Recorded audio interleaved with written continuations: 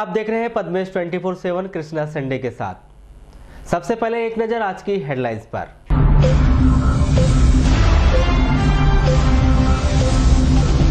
खाद्य विभाग की कार्रवाई, 3 मिठाई दुकान के कारखाने सील।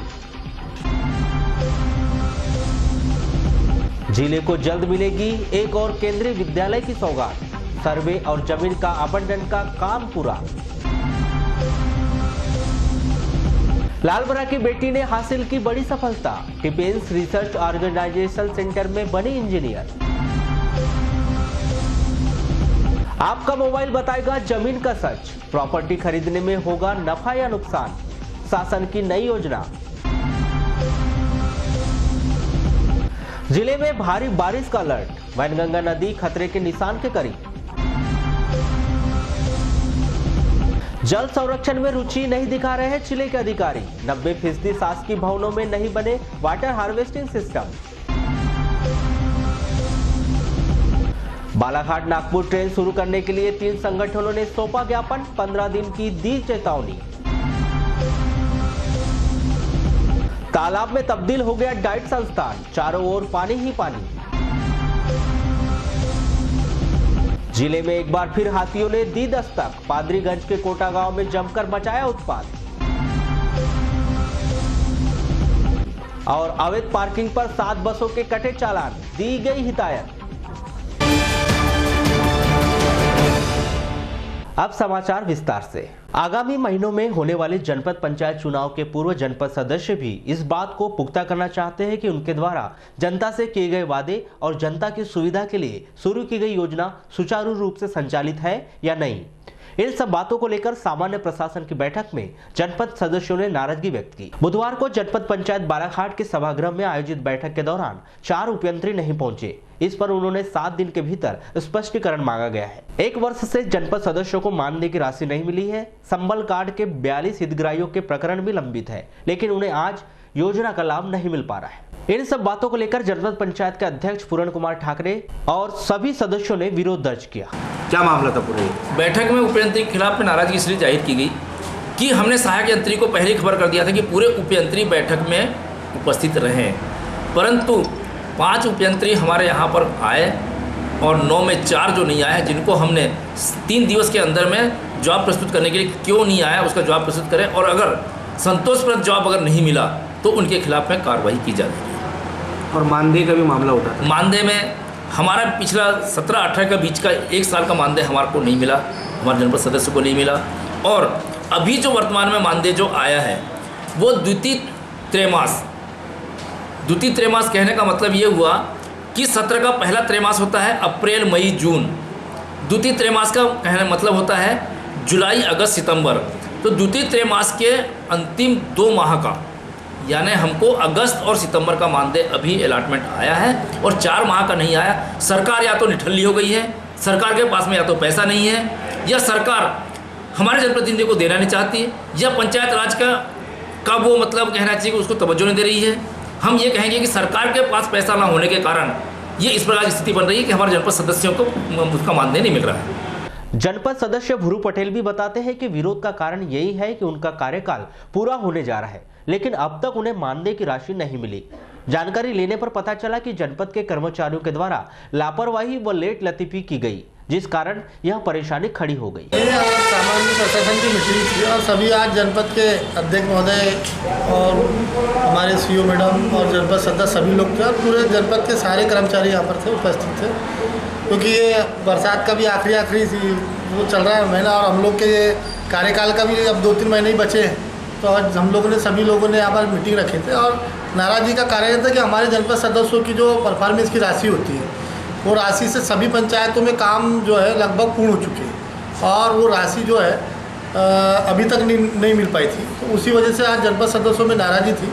तो सीईओ मैडम यहाँ पर एक महीना लगभग हो चुका उनका, किसी कारणवश उनके समझने में या उनके उसको पेमेंट डालने में कोई लेट लतीफ़ी हुई, तो उसकी वजह से हमारे जनपद सदस्यों में नाराज़गी थी।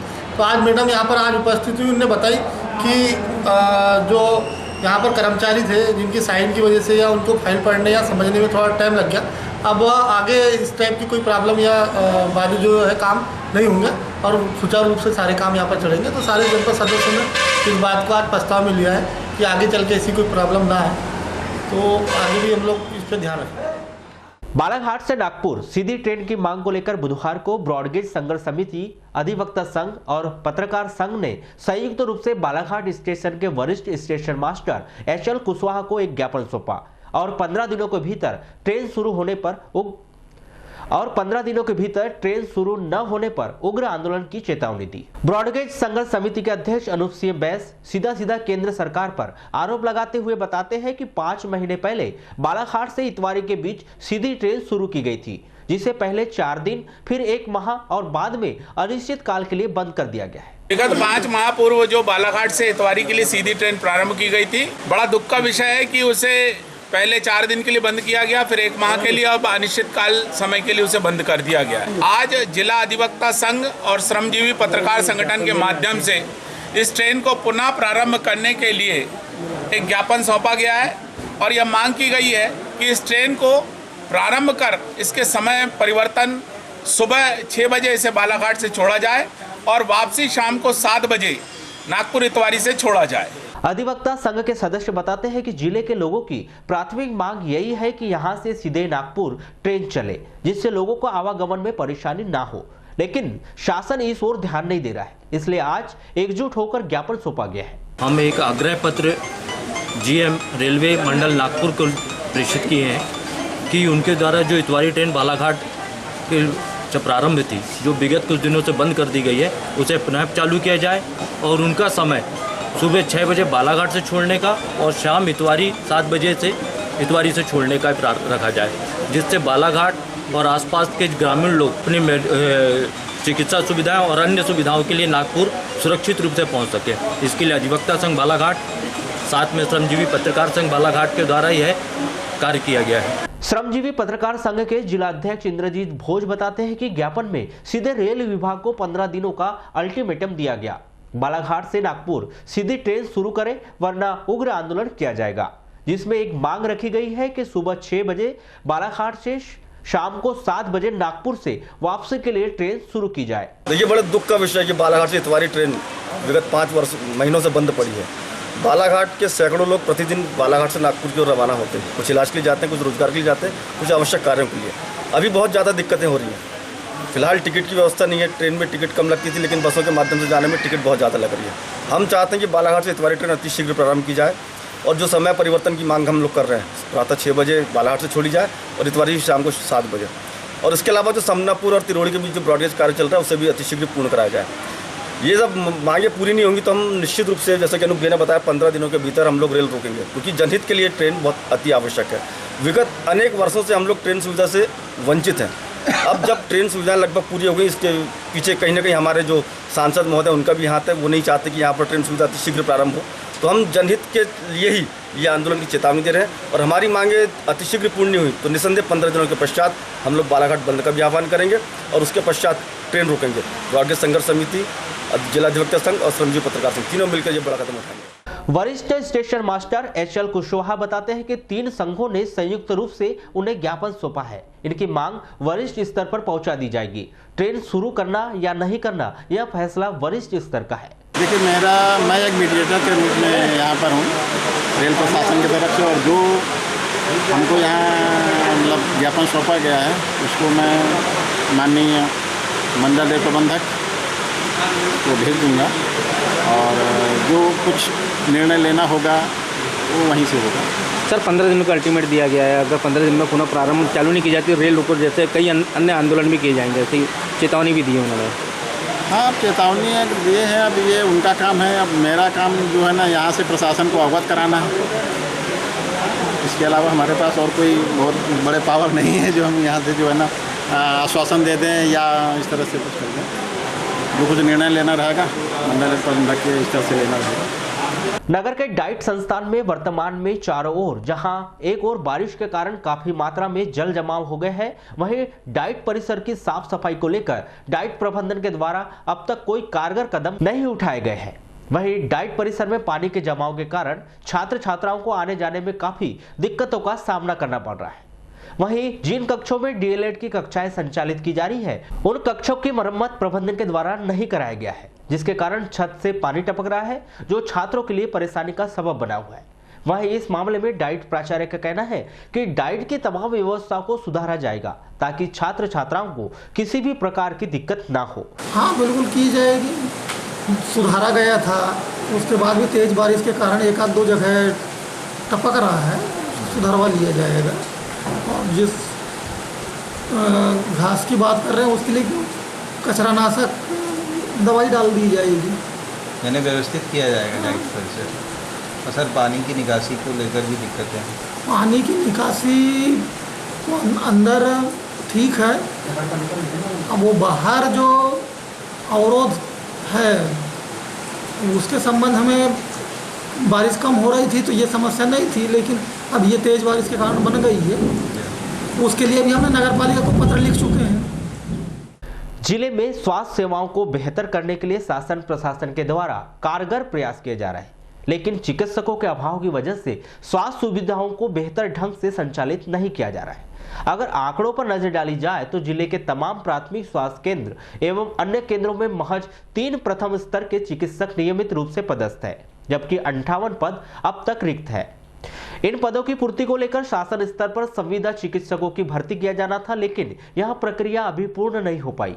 हालात यह है कि 10 विकास खंडों में केवल बैहर विकास खंड में खंड चिकित्सा अधिकारी अपनी सेवाएं दे रहे हैं, बाकी विकास खंडों में प्रभारी चिकित्सक की तैनाती की गई है। इस संदर्भ में दूरभाष पर चर्चा के दौरान सीएमएचओ आरसी पनिका ने बताया कि जिले में चिकित्सकों की काफी कमी है, जिनकी पूर्ति शासन स्तर पर की जानी है।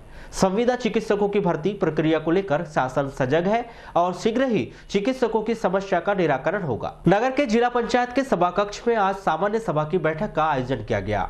यह बैठक जिला पंचायत अध्यक्ष रेखा बिसेन की प्रमुख उपस्थिति में आहूत की गई, जिसमें विभिन्न कार्यों की समीक्षा कर अहम निर्णय लिए गए। इस बैठक में जिला पंचायत सदस्यों के द्वारा जीआरएस, मनरेगा सहित अन्य अहम मुद्दों को सदन के समक्ष रखा गया, जिस पर गहनता से विचार विमर्श किया गया। वहीं सामान्य सभा की बैठक में जिला पंचायत सीईओ की गैर मौजूदगी में जिला पंचायत अध्यक्ष रेखा बिसेन ने अफसोस जताया। वहीं इस बैठक के विषय में उन्होंने क्या कहा, आइए जानते हैं। क्या है ये देखिए, क्या है थोड़ा सा यहाँ अभी सरकार के बनने के बाद में थोड़ा सा क्या है कि भेदभाव वाली मतलब स्थिति पैदा हो रही है। उन्होंने क्या किया कि जैसे यहाँ की हमारी मतलब विधानसभा के उपाध्यक्ष हैं, वो मैडम ने क्या है कि जैसे मान लो कोई बीजेपी मानसिकता का है तो उसको वहाँ से हटा दिया गया है, और इसीलिए भारी तादाद में चाहे वो सचिव हो चाहे वो रोजगार सहायक हो, उनको उन्होंने हटा दिया है। हमारे लालबर्रा विधानसभा में भी जितने क्या है कोई परिवार बीजेपी का हो सकता है और वो उसकी नौकरी मतलब नौकरी में जा सकता है, चाहे वो सचिव चाहे रोजगार सहायक, तो उनको उन्होंने दुर्भावना वंश उनको कहीं बहिर भेज दिया, कहीं कुछ भेज दिया। और वो ये जो कार्रवाई है जिला पंचायत की, ये जिला पंचायत में अनुमोदन होने के बाद चाहे वो सचिव हो चाहे वो रोजगार सहायक हो, ये होना चाहिए। लेकिन वर्तमान सरकार और उनके जो प्रतिनिधि है, मंत्री से लेकर उपाध्यक्ष तक के, ये जिला पंचायत को दरकिनार करके उसमें छोटे छोटे बेचारे अपने मतलब रोजगार सहायक सचिवों में स्टेप कर रहे हैं और उनको काफ़ी परेशान कर रहे हैं। अच्छा, जो अनुमोदन के बाद ही जो है स्थानांतरण नीति लागू, हाँ, क्योंकि देखिए जिला पंचायत में जिला पंचायत बैठी हुई है और उसका अधिकार है कि यदि पंचायत संबंधित जो इकाई के जो भी अधिकारी कर्मचारी हैं तो उनके बिना प्रस्ताव, जैसे मान लो ग्राम पंचायत में कोई भी मतलब कुछ भी यदि डिसीजन लिया जाएगा तो ग्राम सभा के तहत लिया जाता है, तो वैसे जिले में कोई भी यदि डिसीजन लिया जाएगा और जिला पंचायत के डिसीजन के बाद में उसमें प्रस्ताव लेने के बाद में ही उसका नीतिगत होना चाहिए। लेकिन अभी इसको दरकिनार किया जा रहा है, उसका हम बहुत मतलब उसकी निंदा भी हम करते हैं कि भेदभाव किया जा रहा है। जिले के भीतर एक बार फिर हाथियों ने 1 महीने के बाद दस्तक दी है। इस बार उनका नया पड़ाव चांगोटोला क्षेत्र के पादरीगंज पंचायत का कोटा गांव है। यहां पहुंचकर हाथियों ने जमकर उत्पात मचाया, जिस कारण किसानों की कई एकड़ जमीन पर लगी फसल खराब हो गई। जानकारी मिलने पर वन विभाग की टीम जांच के निरीक्षण के दौरान पाया कि हाथियों के पांव के पंजे के निशान हैं और हाथियों ने फसल को नुकसान भी पहुंचाया है, जिसकी मुआवजे के लिए वरिष्ठ स्तर पर सूचना दे दी गई है।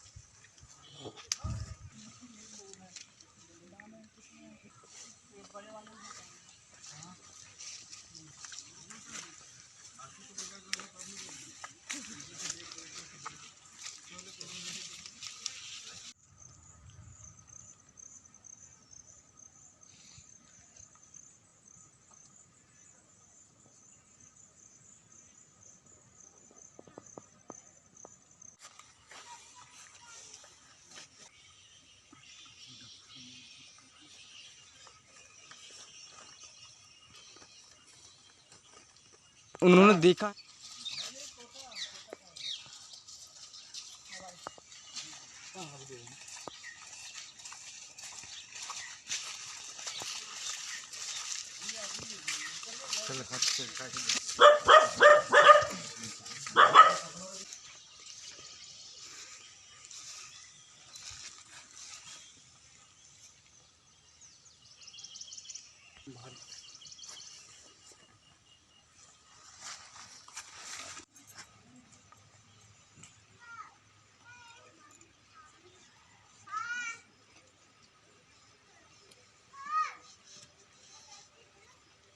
हाथियों को देखा था आपने? हाँ जी, भाई चरा रही थी तो उधर रही थी मैं। कितने समय आए थे वो? 5 बजे। 5 बजे। कितने हाथी थे? 2 हाथी। क्या क्या नुकसान किया आप लोगों का? धान खाए, बाड़ी में घुसे थे तो भुंटा उंटा सब, केला के पेड़ वेड़ सब खा लिए। किसी व्यक्ति को कोई नुकसान तो नहीं हुआ ना? नहीं। नाम? रुकमणी बाई। सर, अभी आप यहाँ वनग्राम में है, क्या कुछ पाया आपने? ग्रामीणों के खेत पे उपद्रव हाथियों के द्वारा मचाया गया था, वह भी देखा गया। दस्तक ग्राम कोटा में हुई है। ग्रामीणों की सूचना पर हम मौका स्थल पर पहुंचे तो देखा गया कि यहाँ पर साक्ष्य बताते हैं कि यहाँ हाथियों की दस्तक हुई थी एवं काफी मात्रा में किसानों की फसल हाथियों के द्वारा बर्बाद की गई है। सुबह हमको ग्रामीणों के माध्यम से सूचना मिली थी कि वनग्राम में जो हाथियों के पगमार्क मिले हैं और उनके मतलब बाड़ियों की जो फसल है उनको नुकसान पहुंचाया गया है। सूचना मिलते ही मैं और हमारे रेंज के जो भी जितने स्टाफ हैं सभी लोगों के साथ हम यहाँ वनग्राम कोटा में आए और कोटा में आने के बाद वनग्राम का पूरा निरीक्षण किया गया तो हाथियों के जो है पैरों के निशान मिले और उसकी विष्ठा मिली है और निशान से ये प्रतीत हो रहा है कि वो 2 संख्या में है हाथी और उनके द्वारा जो है धान की फसलों को नुकसान पहुँचाया गया है और 2-4 लोगों की जो बाड़ियों में जो फसल मक्के की फसल लगी है उसको नुकसान पहुँचाया गया है और आश्वासन दिया गया है उनको कि जो भी उनकी नुकसानी है वो लिखित रूप से अपना आवेदन कर दें, उसका एक बार आकलन किया जाएगा और शासन के नियमानुसार जो भी उसमें प्रावधान होगा उनको मुआवजा दिलाने का वो उनको दिलाया जाएगा और उनको सचेत रहने के लिए भी कहा गया है कि वो अपने घरों में सचेत रहें और हाथी को किसी भी प्रकार से नुकसान पहुँचाने की कोशिश ना करें। किसी व्यक्ति को हाथियों ने किसी प्रकार का कोई नुकसान तो नहीं पहुँचाया सर? नहीं, अभी तक तो ऐसा कुछ नहीं है, बस वो धान की जो फसल है और बाड़ियों में जो मक्के की फसल है उसी को नुकसान पहुँचाया गया है उसके द्वारा। जल है तो कल है। बारिश के जल को बचाने के लिए कलेक्टर दीपक आर्यन के द्वारा चाहे लाख आदेश दिए गए हो लेकिन जिले के अधिकारी इसका पालन नहीं करना चाहते। नतीजा 90% कार्यालयों में वाटर हार्वेस्टिंग नहीं बनाए गए। मतलब साफ है कि इस बार भी बारिश के पानी को नाली में बहा दिया गया। पद्मेश न्यूज ने अपनी विशेष मुहिम जल है तो कल है में जब जिले के भीतर भूमिगत जल स्रोत के लगातार सूख जाने और पानी के लिए गर्मी के समय त्राही त्राही मच जाने जैसी खबरों को बारीकी से दिखाया तो कलेक्टर दीपक आर्य ने भी संजीदगी दिखाते हुए कहा कि कलेक्ट्रेट में तो वाटर हार्वेस्टिंग बना दी गई है, जल्द ही जिले के सभी शासकीय कार्यालयों में वाटर हार्वेस्टिंग करवा ली जाएगी। इस बात को 2 महीना बीत गया। कलेक्टर साहब ने आदेश भी दिए लेकिन इस आदेश का कितना पालन हुआ यह तो स्पष्ट दिखाई दे रहा है। हमने जिला मुख्यालय स्थित कुछ कार्यालयों का भ्रमण किया और वस्तु स्थिति जानने की कोशिश की तो पता चला कि वन विभाग जो कि अपने हर एक स्लोगन में लिखता है जल है तो कल है, जल है तो वन है, उसके द्वारा भी वाटर हार्वेस्टिंग नहीं करवाई गई। जल ही जीवन है का नारा देने वाला जल संसाधन विभाग ने भी इस मुहिम में कोई रुचि नहीं दिखाई। लोगों को बूंद बूंद पानी के लिए जागरूक करने वाला और हमेशा जल बचाने के लिए बात करने वाला पीएचई विभाग भी इस मामले में पीछे दिखाई दिया। युवाओं को उद्योग धंधे लगाने के लिए प्रेरित करने वाला उद्योग कार्यालय भी अपने नवनिर्मित भवन में बारिश के कारण तालाब जैसी स्थिति निर्मित हो गई है। इसके बाद भी करोड़ों रुपया भवन निर्माण के लिए लगाया गया हो, लेकिन चंद रुपए पानी बचाने के लिए नहीं खर्च किए गए। यही स्थिति शहर के अधिकांश शिक्षण संस्थानों के है, जिससे स्पष्ट दिखाई देता है कि कोई भी जल बचाने के लिए जिम्मेदारी नहीं लेना चाहता। दूरभाष पर हुई चर्चा के दौरान कलेक्टर दीपक आर्य बताते हैं कि उनके द्वारा लगातार इस बात की समीक्षा की जा रही है कि हर शासकीय भवन में वाटर हार्वेस्टिंग सिस्टम लगाया जाए। जिले के लोग भी जागरूकता का परिचय देते हुए वाटर हार्वेस्टिंग करवाएं। कुछ कार्यालयों में बजट का अभाव बताया गया है, तो कुछ में जल्द ही वाटर हार्वेस्टिंग लगवाए जाने की बात की गई है। हम आपको बता दें कि बारिश अब समाप्त होने आई है। ऐसे में वाटर हार्वेस्टिंग सिस्टम बारिश के बाद लगाए जाने पर इस वर्ष कोई फायदा नजर नहीं दिखाई देता।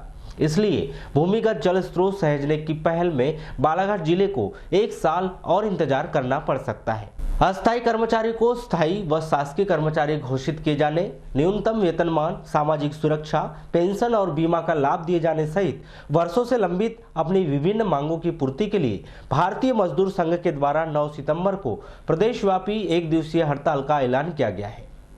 भारतीय मजदूर संघ के प्रांतीय आह्वान पर 9 सितंबर को आयोजित इस 1 दिवसीय प्रदेशव्यापी हड़ताल में भारतीय मजदूर संघ के बैनर से जुड़े 36 श्रमिक संगठनों के लगभग 50,000 श्रमिक इस सामूहिक हड़ताल में हिस्सा लेंगे, जिसमें वे बस स्टैंड में धरना प्रदर्शन कर रैली के माध्यम से प्रदर्शन करते हुए मध्य प्रदेश सरकार के नाम जिला कलेक्ट्रेट को ज्ञापन सौंपेंगे। इस दौरान श्रमिक संगठनों से जुड़े हुए संस्थानों में दी जाने वाली सेवाएं पूर्ण रूप से बाधित रहेगी। साथ ही ज्यादातर कार्यालयों में ताले नजर आएंगे, जिसकी जानकारी बुधवार को जिला मजदूर संघ कार्यालय में दी गई। भारतीय मजदूर संघ के प्रदेश आह्वान पर प्रदेश स्तर की मजदूरों की न्यायोचित मांगों को लेकर दिनांक 9 सितंबर को पूरे संपूर्ण मध्य प्रदेश के लाखों मजदूर जो है वो सामूहिक हड़ताल पर रहेंगे।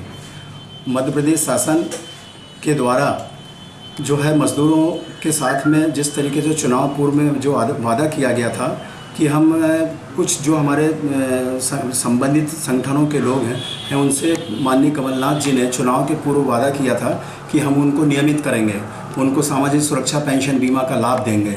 लेकिन आज दिनांक तक जो है वर्तमान सरकार मध्य प्रदेश सरकार द्वारा जो है किसी प्रकार का कोई सकारात्मक निर्णय नहीं लिया गया, जिससे पूरे मध्य प्रदेश के मजदूरों में भारी आक्रोश व्याप्त है।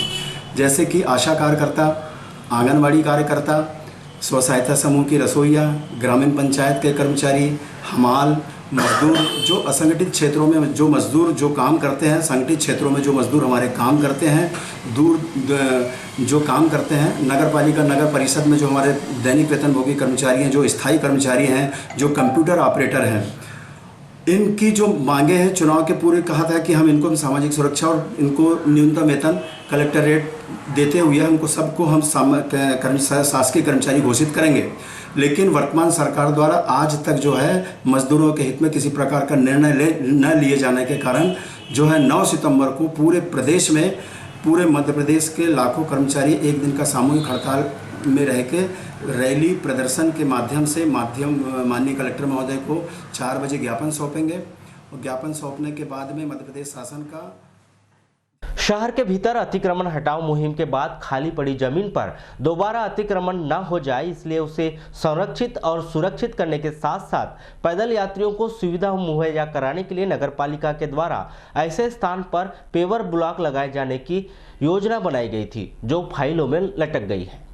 अब जानकारी यही मिल रही है कि परिषद की बैठक में इसका प्रस्ताव नहीं रखा गया, इसलिए बजट आवंटन नहीं हुआ।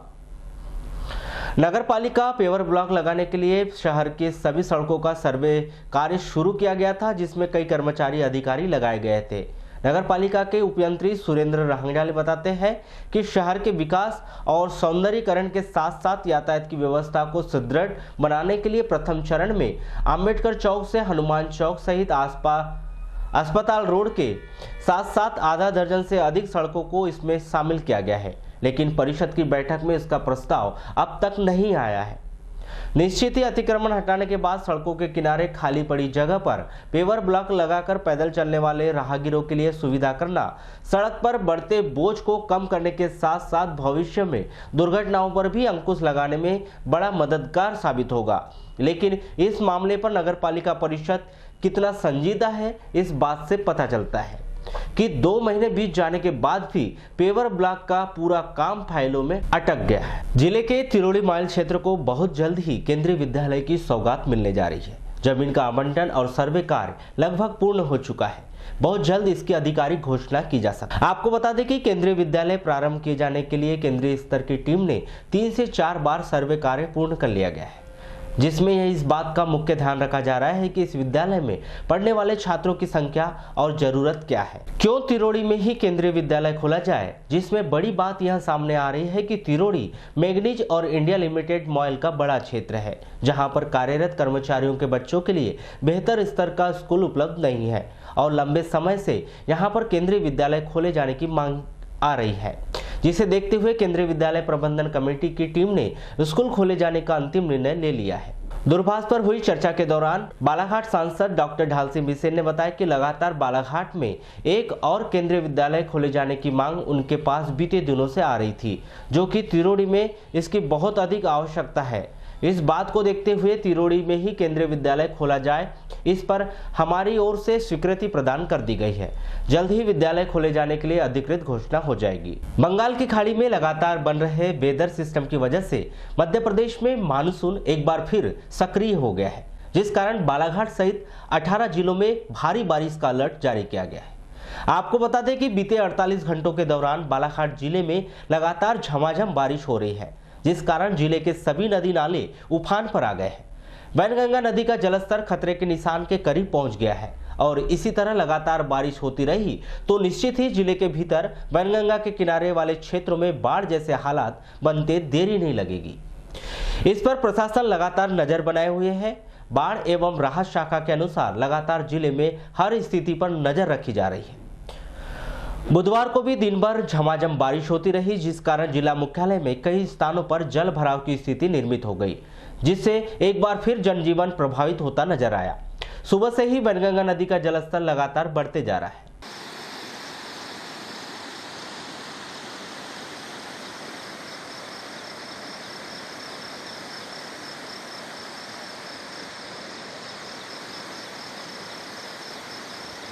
पानी के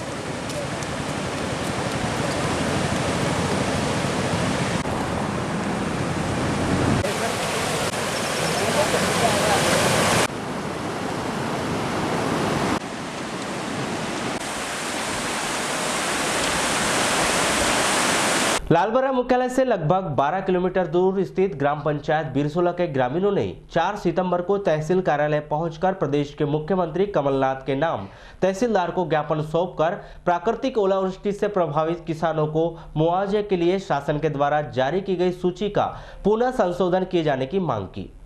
कृषकों ने बताया कि 20 मार्च 2019 को ग्राम बिरसोला में बारिश के साथ ओलावृष्टि हुई थी, जिसमें किसानों की फसल चना, गेहूं, लखोड़ी, अलसी सहित अन्य फसलें पूरी तरह से नष्ट हो चुकी थी, जिसका राजस्व विभाग लालबर्रा के माध्यम से सर्वे कराया गया था। लेकिन शासन के माध्यम से जो सूची किसानों की ओलावृष्टि की सहायता हेतु तहसील कार्यालय लालबर्रा से पहुंची है, उसमें काफी किसानों के नाम नहीं है।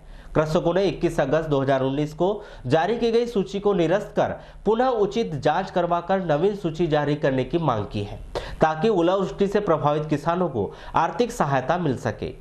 पद्मे से चर्चा में बिरसोला के पूर्व सरपंच संजय कातुरे ने बताया कि मार्च माह में ओलावृष्टि से किसानों की फसल नष्ट हो गई थी, जिसका राजस्व विभाग के माध्यम से सर्वे कराया गया, लेकिन जो शासन के माध्यम से सूची जारी की गई है उसमें भेदभावपूर्ण तरीके से बहुत से किसानों का नाम छोड़ दिया गया है, जिसके संबंध में उनके द्वारा मुख्यमंत्री के नाम ज्ञापन सौंपकर पुनः संशोधित कर नई सूची जारी करने की मांग की है, ताकि प्रभावित किसानों को उचित मुआवजा मिल सके। लालबर्रा विकास खंड की सबसे पुरानी समिति श्री गणेश दुर्गा उत्सव गंज समिति ने इस वर्ष अपनी स्थापना के 62वें वर्ष में प्रवेश करते हुए गणेश उत्सव पर्व का भव्य आयोजन किया है। पद्मे से चर्चा में समिति के सचिव कपिल अविधिया ने बताया कि समिति के द्वारा हर वर्ष धूमधाम से गणेश उत्सव पर्व मनाया जाता है, जिसमें मुख्य रूप से युवाओं का योगदान प्रमुख होता है। जिस समय यह पर्व मनाना प्रारंभ किया गया था, उस समय पूरे क्षेत्र में सिर्फ यहीं पर स्थापना की जाती थी, जो आज तक लगातार जारी है। 10 दिवसीय पर्व में प्रतिदिन भजन मंडली के द्वारा भजनों की प्रस्तुति दी जाएगी। साथ ही सुबह व रात्रि 8 बजे आरती की जा रही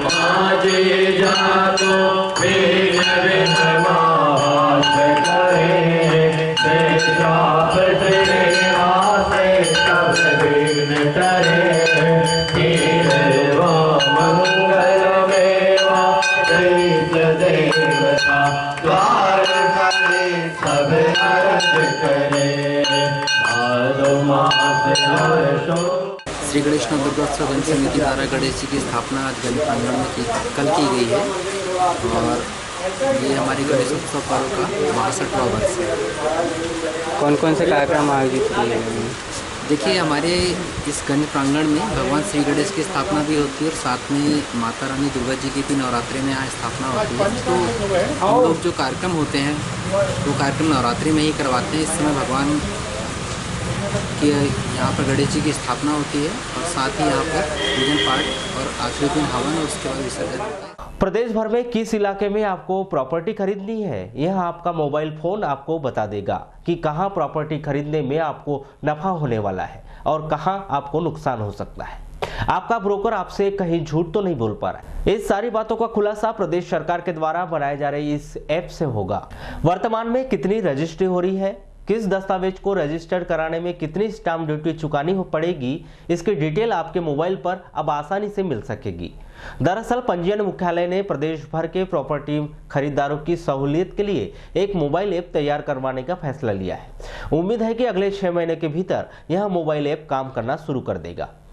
जिला पंजीयन विभाग के अफसरों ने बताया कि नई व्यवस्था मोबाइल ऐप के विषय में अभी उन्हें जानकारी तो नहीं है, लेकिन बीते दिनों प्रशिक्षण के दौरान इस तरह की जानकारी दी गई थी। निश्चित ही इस ऐप के माध्यम से जमीन खरीदी करने वालों को फायदा होगा। मध्य प्रदेश शासन स्कूल शिक्षा विभाग के द्वारा शिक्षण सत्र शुरू होने के 3 माह बाद ही सही, लेकिन यूनिफॉर्म की राशि छात्रों के खाते में जमा कर दी गई है। सर्व शिक्षा अभियान के जिला समन्वयक पीके अंगूरे ने बताया कि एसएमसी के माध्यम से छात्रों के खाते में प्रति छात्र 600 रुपए यूनिफॉर्म की राशि जमा कर दी गई है। जिले में कुल 1,48,073 छात्र अध्ययनरत है, जिसमें 1,38,073 छात्रों की राशि 8,28,08,000 रुपए जमा हो चुकी है। सिर्फ 10,000 छात्रों की राशि बहुत जल्द जमा कर दी जाएगी। शिक्षा केंद्र द्वारा एसएमसी के खाते में राशि डाल दी गई है 600 रुपये प्रति छात्र के मान से, जो हमारे बालाघाट जिले को आवंटित हुई है। उसमें 1,38,073 बच्चों की राशि जारी हुई है, जिसमें 8,28,43,800 राशि एसएमसी को आई है। शेष राशि के लिए हम डिमांड पत्र शीघ्र भेजेंगे। सर कितने बच्चे मौजूद हैं? 1,48,000 बच्चे हैं, तो लगभग 10,000 बच्चे शेष रह गए हैं। नगर पुलिस अधीक्षक देवेंद्र यादव के द्वारा शहर के डीजे संचालक की बैठक कर सौहार्दपूर्ण माहौल में गाने बजाने की हिदायत दी गई। बुधवार को कोतवाली थाना परिसर में आयोजित डीजे संचालक की बैठक में उन्हें हिदायत दी गई कि वर्तमान समय में गणेश पूजा सहित मुहर्रम का पर्व मनाया जाना है। इस दौरान डीजे संचालक ऐसे गीत संगीत बजाए जिससे किसी भी धर्म के मानने वालों को बात बुरी न लगे। बैठक में उपस्थित डीजे संचालकों ने भी सीएसपी श्री यादव के द्वारा दी गई नसीहत को बड़ी तल्लीनता से सुना और उनके द्वारा दिए गए निर्देशों के अनुसार ही डीजे के संचालन किए जाने की बात कही।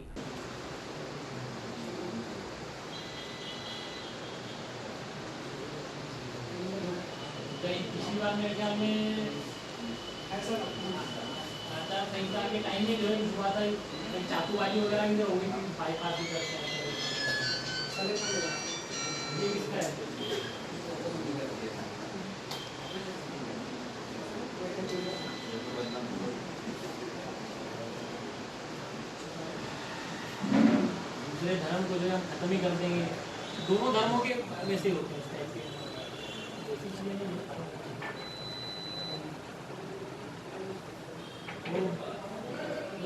शहर के बस स्टैंड में अवैध रूप से खड़ी 7 बसों पर यातायात विभाग ने चालानी कार्रवाई की है और हिदायत दी है कि तय समय से 20 मिनट पहले ही बस संचालक अपनी बसों को बस स्टैंड के भीतर लाए। यातायात प्रभारी मनोज मेहरा ने बताया कि लगातार बस संचालकों को हिदायत दी जा रही है कि उसे अवैध रूप से बसों की पार्किंग जिला चिकित्सालय सहित शहर में कहीं भी ना करे।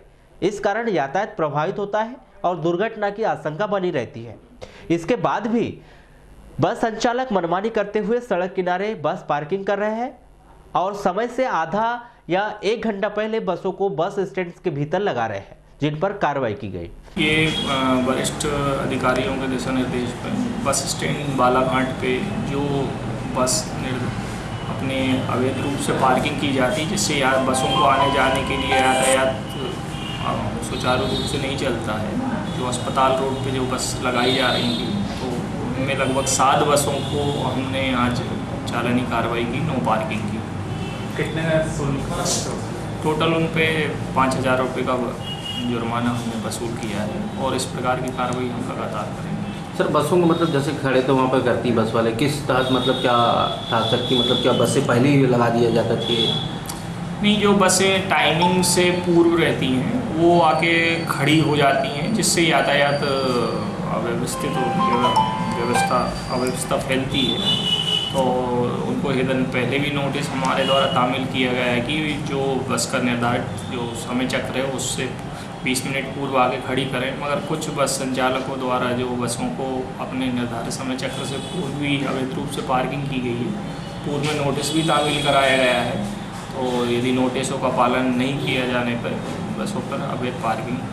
जिला मुख्यालय से 12 किलोमीटर दूर भरवेली थाना अंतर्गत धनसुआ पंचायत के 1 दर्जन से अधिक ग्रामीणों ने आरोप लगाया गया है कि उनकी बकरी कोई अज्ञात व्यक्ति ने चोरी कर ली। ग्रामीणों ने बताया कि चरवाहा बकरी लेकर जंगल की ओर गया था। इस दौरान कुछ अज्ञात व्यक्ति पिकअप वाहन लेकर आए और उसमें बकरियों को डालकर बहियर की ओर चले गए। दूरभाष पर हुई चर्चा के दौरान भरवेली थाना प्रभारी राजेश नरवरिया ने बताया कि उनकी जानकारी के अनुसार बकरी चोरी नहीं हुई है।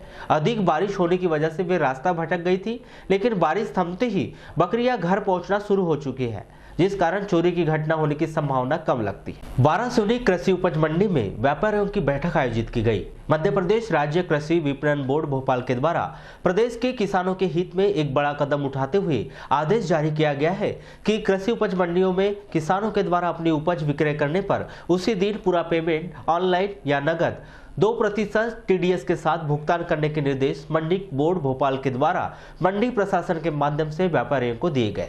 इसी कड़ी में नगर में स्थित कृषि उपज मंडी में मध्य प्रदेश राज्य कृषि विपणन बोर्ड भोपाल के आदेश के अनुसार व्यवस्था बनाने के लिए 4 सितंबर को बैठक का आयोजन किया गया। यह बैठक भार साधक अधिकारी, अनुविभागीय अधिकारी, राजस्व संदीप सिंह एवं व्यापारी संघ कृषि उपज मंडी समिति वाराणसी के पदाधिकारियों की उपस्थिति में प्रारंभ की गई, जिसमें किसानों के द्वारा उपज बेचने पर जो नगद भुगतान कर दिया जाता था और 2 लाख के ऊपर चेक या ऑनलाइन के माध्यम से पेमेंट किया जाता था। अभी मुझे पता चला था कि किसानों को अपने धान देना था व्यापारियों को, व्यापारी लेने में असमर्थ कर रहे थे, क्योंकि शासन से निर्देश आए हैं कि अब 2 सितंबर के बाद से अगर कोई भी व्यापारी कैश में पेमेंट करता है और 1 करोड़ से ऊपर का पेमेंट करता है तो 2% का TDS कटेगा।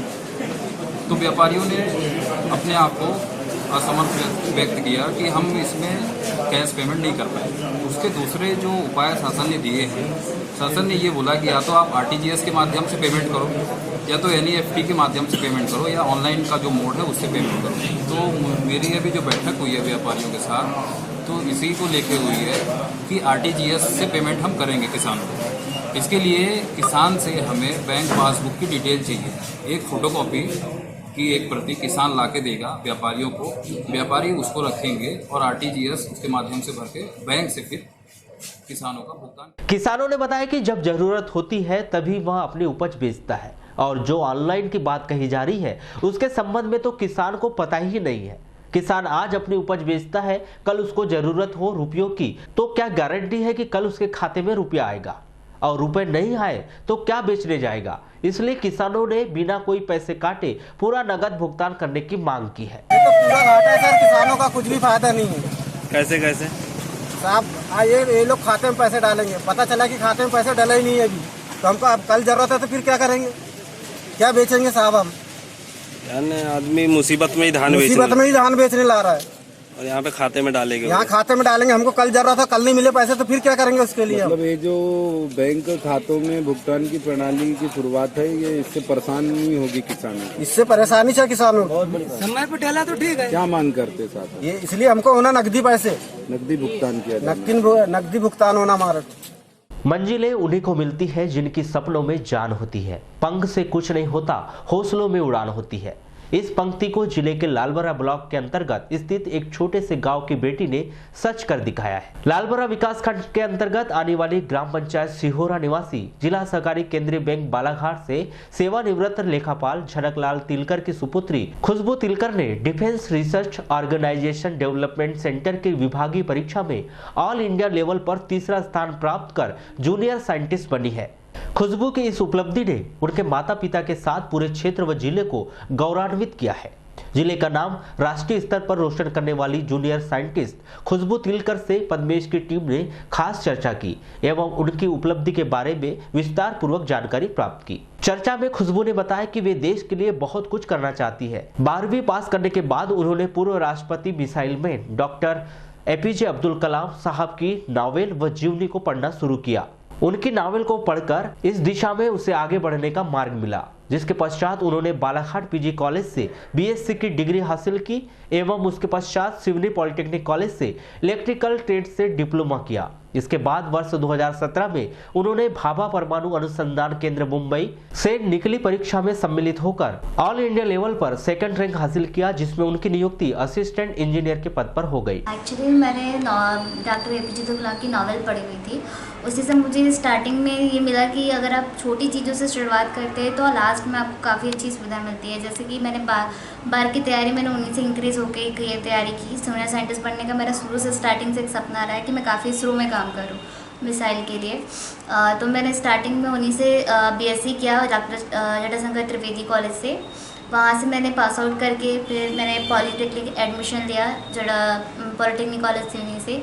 वहाँ से मैंने इलेक्ट्रिकल कंप्लीट करने के बाद भाभा एटॉमिक रिसर्च सेंटर में एग्ज़ाम पास आउट किए। उसके थ्रू आउट मैंने वहाँ पर असिस्टेंट इंजीनियर के लिए पोस्टिंग की। वहाँ मैंने ट्रेनिंग में 3 महीने डॉक्टर APJ अब्दुल कलाम का काम किया। उन्होंने मुझे सेकंड रैंक में सम्मानित भी किया क्योंकि मैंने ट्रेनिंग में स्कोरिंग अच्छी की थी। फिर वहीं से मुझे गाइडेंस बाकी जूनियर साइंटिस्टों से गाइडेंस मिला कि DRDO में डिफेंस एयरक्राफ्ट के लिए भी इंजीनियरिंग की जाती है। तो मैंने फिर वहाँ से DRDO की तैयारी स्टार्ट की। अब जाके फिर जो मैंने तैयारी स्टार्ट की तो उसके बाद मेरा अभी अप्रैल 2019 में सिलेक्शन हुआ DRDO में असिस्टेंट ऑफिसर एयरक्राफ्ट इंजीनियर के लिए। खुशबू के पिता झनकलाल तिलकर बताते हैं कि उनकी 3 बेटियां हैं, जिसमें बड़ी बेटी अधिवक्ता है, दूसरी बेटी सिवनी में प्राइवेट स्कूल में टीचर है एवं PhD कर रही है। वहीं छोटी बेटी खुशबू का जूनियर साइंटिस्ट पद के लिए चयन हुआ है। श्री तिलकर ने कहा कि उनकी 3 बेटियां हैं जिन्होंने बेटों से भी बढ़कर उपलब्धियां हासिल की है, जिससे वे अपने आप को बहुत ही गौरवान्वित महसूस करते हैं। बात यह है कि मेरे पास 3 बेटियां होने के बाद भी, बेटे नहीं रहने के बाद भी ये बेटियां के द्वारा जो उपलब्धियां हासिल की, तो मेरे पास सबसे बड़ा एक अभिमान या गर्व महसूस होता है कि मेरी बेटियों ने जो बेटे नहीं कर पाते वो बेटियों ने कर दिखाया है। क्योंकि तीनों बेटियां मेरी एक से बढ़कर एक हैं और ये छोटी बेटी ये मान के चलो कि हमारे तीनों बेटियों से बहुत अच्छा काम किए हैं। इससे हमको बहुत गौरव महसूस होती है। ग्रेजुएशन करने के बाद में बहुत से युवाओं के मन में ये सवाल घुमड़ता रहता है कि इन फ्यूचर भविष्य में हम क्या बन सकते हैं, देश के लिए हम क्या अच्छा कर सकते हैं। और ऐसा ही कुछ लालबरा ब्लॉक के सिहोरा ग्राम पंचायत की एक 26 वर्षीय युवती ने कर दिखाया है और हाल ही में उसका चयन जूनियर साइंटिस्ट के पद पर DRDO विभाग के अंतर्गत हुआ है। हमने खुशबू तिलकर जो युवती है जिसका सिलेक्शन हुआ है उससे और उनके परिजनों से मुलाकात की और खुशबू तिलकर से जानने का प्रयास किया कि आखिर किस प्रकार से उसने ये उपलब्धि हासिल की। खाद्य सुरक्षा अधिनियम के अंतर्गत चलाए जा रहे प्रदेश स्तर में चलाए जा रहे अभियान के तहत 4 सितंबर को स्थानीय निर्माताओं के रेस्टोरेंट, होटल, मिठाई की दुकान पर खाद्य सुरक्षा विभाग एवं नगरपालिका के संयुक्त दल के द्वारा छापामार कार्रवाई की गई। इस दौरान खाद्य सामग्री तैयार करने वाले 3 कारखानों को मापदंडों का पालन नहीं करने पर सीज कर दिया गया है। मेन रोड स्थित आनंद स्वीट्स की दुकान में जाकर टीम के द्वारा छापामार कार्रवाई की गई। आनंद स्वीट्स का वार्ड नंबर 21 सोगापत में अवैध रूप से संचालित कारखाना पाया गया। इस कारखाने के लिए किसी भी प्रकार की विभागीय अनुमति नहीं लेना पाया गया। खाद्य सामग्री तैयार करने वाले इस कारखाने में गंदगी पाई गई और खाद्य सामग्री गंदगी के बीच में रखी गई थी। वर्कशॉप में कमर्शियल गैस सिलेंडर का उपयोग न कर 2 घरेलू गैस सिलेंडर का उपयोग किया जा रहा था। इस पर दोनों गैस सिलेंडर को जब्त कर आनंद स्वीट्स के संचालक के विरुद्ध अत्यावश्यक वस्तु अधिनियम के अंतर्गत प्रकरण दर्ज कर लिया गया है। अवैध रूप से संचालित कारखाने में जंग लगे कंटेनरों में रखी गुलाब जामुन व काजू कतली मिठाई को जब्त कर नष्ट करने की कार्रवाई की गई। इसी तरह वार्ड क्रमांक 21 पुराने राम मंदिर के पीछे स्थित इंदौर स्विफ्ट के कारखाने में निरीक्षण करने पर संचालक के द्वारा बताया गया कि उसने लाइसेंस के लिए आवेदन किया है। कारोबार का वार्षिक टर्नओवर पूछे जाने पर संचालक के द्वारा जीएसटी के दस्तावेज प्रस्तुत किए गए। प्रस्तुत दस्तावेजों के अनुसार खाद्य सामग्री के कारोबार का वार्षिक टर्नओवर 12 लाख से अधिक पाया गया। मौके से मिली खाद्य सामग्री के सैंपल लिए गए और बगैर लाइसेंस के खाद्य सामग्री का निर्माण करने के कारण कारखाने को सीज करने की कार्रवाई की गई। इसी कड़ी में जेडी स्वीट्स और उसके कारखाने के निरीक्षण के दौरान पाया गया कि संचालक के पास रिहायशी क्षेत्र में खाद्य सामग्री बनाने के कारखाने के संचालन का लाइसेंस नहीं है। इनके द्वारा प्रतिदिन 4000 रुपए का खाद्य पदार्थ विक्रय किया जाना बताया गया है और उनके अनुसार इनका वार्षिक टर्नओवर 12 लाख से अधिक का है। अधिकारियों के जांच में पाया गया कि कारखाने का पंजीयन वैध नहीं है और नियम विरुद्ध खाद्य सामग्री का कारखाना संचालित करने के कारण जेडी स्वीट्स के कारखाने को सीज कर दिया गया है। आज हमने सुबह से लगभग 3 जगह कार्यवाही की है। सबसे पहले हमने शुरुआत की थी तो आनंद स्वीट्स में कार्यवाही की है। आनंद स्वीट्स में जो बेसिक हमारी कार्यवाही वो ये रही है कि वो रहवासी जो उनका मकान है उसके ऊपर वो कारखाना संचालित कर रहे थे, जिसकी कमर्शियल की जो नगर पालिका की परमिशन होती है वो परमिशन उनके पास नहीं थी। दूसरी चीज़, उनके पास से लगभग हमने 25 किलो मिठाई ऐसी जब्त की है जो कि खाने के लिए स्वास्थ्य की दृष्टि से तो बिल्कुल भी सही नहीं थी। उसके अलावा उनके पास जो हमको कमर्शियल का जो भी टैक्स और मिलना चाहिए जो नगर पालिका के अकॉर्डिंग हमको रिसिप्ट होती है वो कुछ भी उनके पास से बरामद नहीं हुआ है, जिसपे कि हमने उनका कार्यालय जो कारखाना है उसको सीज किया है। तो कलेक्टर साहब के आदेशानुसार उसमें FIR की भी कार्यवाही हम आगे प्रोसीड करेंगे। दूसरी जगह हमने यहाँ इंदौर और जेडी स्वीट्स में जो कार्यवाही की है इस पे जो मेन इशू ये है कि ये रिहायशी इलाका है। रिहायशी इलाके में कारखाने संचालित हो रहे हैं जिसमें कि नगर पालिका से इनको परमिशन लेना चाहिए, कमर्शियल परमिशन कोई भी कारखाना चलाने के लिए। तो दोनों कारखाने के पास क्योंकि कमर्शियल परमिशन नहीं है, रिहायशी इलाका है, लोगों का जनजीवन हानि है, इससे इस बेस पे हम ये दोनों कारखाने आज सीज कर रहे हैं। कितने सिलेंडरों का यहाँ उपयोग किया जा रहा था? ऐसी कई कुछ अगर घटना होती तो क्या? सिलेंडर की जगह यहाँ पे भट्टियाँ यूज़ की जा रही थी जो कि बड़े पैमाने पर इनका पूरा एक पैटर्न चल रहा था जिसमें कि लकड़ी का यूज़ करके पूरा भट्टा जला रहे थे जो कि टोटली अगेंस्ट ऑफ लॉ है। उस संबंध में भी नगर पालिका द्वारा जो सीज की कार्यवाही और जुर्माना जो आगे किया जाएगा, फिलहाल की स्थिति में हम दोनों कारखाने सीज। अभी खाद्य सामग्री में मैडम किन किन फैक्ट्रियों पर आपने अभी कार्रवाई की है? अभी मैंने लगभग 3 दिन से आज 6वीं जगह पे मैं आज खड़ी हूँ। 6 जगहों पे हमने कार्यवाही की है जिसको 4 को हमने सीज कर दिया है। 4 को हमने लगभग सीज कर दिया। एक का हमको रजिस्ट्रेशन कैंसिल करना है, उसका सरेंडर होकर क्योंकि उसको लाइसेंस रखना चाहिए था उसके GST के अकॉर्डिंग। तो एक उसको हमने जिले के बैहर तहसील मुख्यालय से 25 सितंबर 2016 को राष्ट्रीय स्वयंसेवक संघ बैहर स्थित कार्यालय में पुलिस अधिकारियों एवं संघ प्रचारक के बीच हुई मारपीट की घटना की मजिस्ट्रियल जांच का दायित्व अपर कलेक्टर शिव गोविंद मरकाम को सौंपा गया है। अपर कलेक्टर मरकाम ने सर्व संबंधितों को सूचित किया है कि 25 सितंबर 2016 को घटित इस घटना के संबंध में किसी व्यक्ति को अपना कथन या साक्ष्य देना है तो वे 20 सितंबर तक अपर कलेक्टर कार्यालय बालाघाट में कार्यालयीन समय में उपस्थित होकर अपने कथन एवं साक्ष्य प्रस्तुत कर सकते हैं। चलते चलते एक नजर आज की हेडलाइंस पर एक बार फिर।